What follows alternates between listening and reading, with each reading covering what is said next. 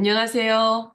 오늘은 우리 아이가 단순히 말만 늦은 아이인지 발달에 전반적으로 어려움이 있는 느린 아이인지 살펴보는 시간 갖도록 하겠습니다. 우리 아이가 이제 말을 해야 될 시기인데 아직 말을 하지 못하면 부모님들은 무척 불안하고 답답합니다. 혹시 느린 아이일까 하는 불안감이 있지만 그 사실을 마주하는 것이 두렵기도 해서 괜찮을 거야. 시간이 지나면 좋아질 거야. 하시면서 미루시게 됩니다. 특히 주위에서 많이 말씀하시죠. 애 아빠가 말이 늦었으니까 괜찮다. 좀 기다려봐라. 내년쯤이면 좋아질 거야. 말도 할 거야. 하는 막연한 기대감으로 1년 정도 시간을 보내시는 분들을 많이 보는데 정말 안타깝습니다. 1년이라는 시간은 우리 아이 발달 과정에서 큰 변화가 있고 그것을 채우고 바꿔나갈 수 있는 중요한 시기예요. 느린 아이와 말만 늦은 아이, 어떻게 구분할 수 있을까요? 첫 번째는 호명 반응이 되는가입니다. 호명 반응이라는 것은 아이를 불렀을 때 네 하고 대답을 한다든지 돌아본다든지 하는 반응을 말합니다. 아이가 놀고 있다가도 엄마가 불렀을 때 고개를 돌리거나 대답을 할 수 있어야 되는데 아무리 불러도 대답을 하지 않는다. 이러면 호명 반응이 되지 않는다라고 이야기합니다. 제가 상담을 하다 보면 어머니께서 그러세요. 집에서는 제가 불러도 잘 쳐다보는데 여기 오니까 긴장해서 그런가 봐요. 이렇게 말씀들을 하시는데 제가 그럼 다시 물어봅니다. 집에서 아이를 10번 불렀을 때 몇 번을 쳐다보나요? 이렇게 물어보면 두세 번 정도 돌아봅니다. 이렇게 이야기하세요. 아이의 이름을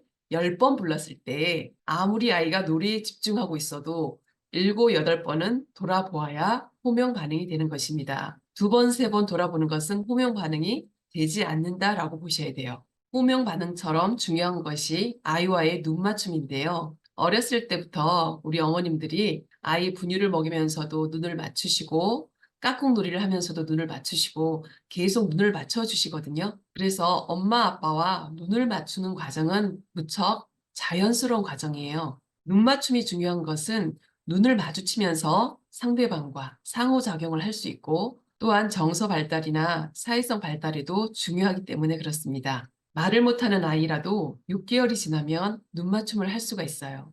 돌이 지나면 엄마와 눈을 마주치면서 대화를 하려고 합니다. 그런데 느린 아이의 경우에는 이 눈 맞춤이 무척 어렵습니다. 특히 자폐 스펙트럼 아이의 경우에는 뇌에서 사람의 얼굴 영역을 인지하는 부분이 잘 발달하지 못해서 눈을 맞추고 사람의 얼굴을 쳐다보는 것이 어려운 경우도 있습니다. 다시 말씀드리면 아이가 태어나서 6개월 정도 지나면 눈 맞춤이 가능합니다.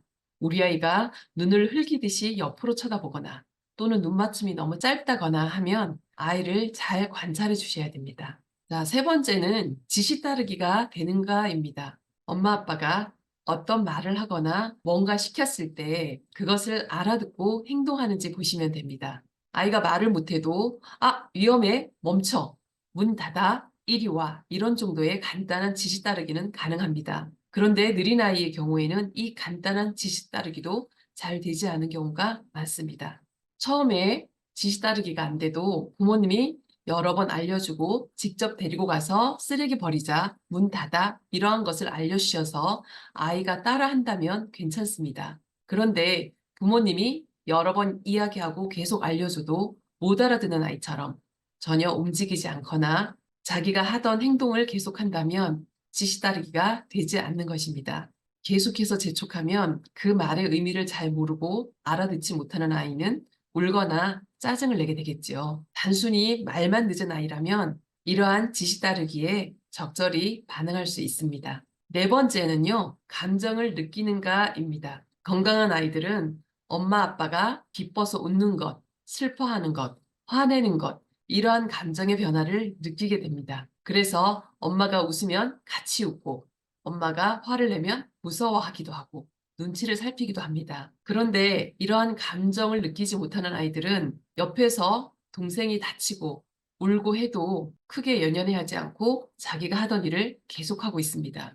서운할 정도로 무관심해 보입니다. 아주 어린 아이라도 예뻐서 엉덩이를 토닥토닥 두드리는 것과 야단을 치거나 혼내면서 엉덩이를 두드리는 것을 구분할 수 있습니다. 대부분 감정을 잘 느끼지 못하는 아이들은 얼굴 표정이 무표정인 경우가 정말 많은데요. 우리 아이는 얼굴 표정이 어떤 표정인지, 이러한 감정의 변화를 느끼는지, 알아채는지 살펴보시면 좋을 것 같습니다. 다섯 번째는 사람에 대한 관심입니다. 대부분의 아이들을 보면 혼자 놀다가도 엄마에게 달려와서 이거 해달라 저거 해달라 조르기도 하고 같이 놀아달라고 치근덕거리기도 합니다. 또 TV를 보더라도 재미있는 부분은 집중해서 보더라도 재미없는 프로그램이 나오면 TV를 보지 않고 다른 방에 가서 자기가 좋아하는 장난감 놀이를 하기도 합니다. 그런데 이 발달이 조금 느린 아이들을 보면 혼자서 정말 잘 놉니다. 어떤 사람의 필요, 도움 이러한 것들을 요청하지 않고 자기가 할 수 있는 부분에서 그 안에서 해결하면서 혼자 놀이하는 경우가 많습니다. TV 같은 경우에도 엄마가 끄지 않으면 계속해서 보고 있는 경우도 많습니다. 일반 아이들이라면 형이나 언니, 누나, 동생, 옆에 누군가 있다면 같이 놀고 싶어 하죠. 그래서 관심을 보이기도 하고 놀다가 싸우기도 하고 토라지기도 하고 화해하기도 하고 이런 과정을 겪으면서 성장하는 것을 볼 수 있는데요.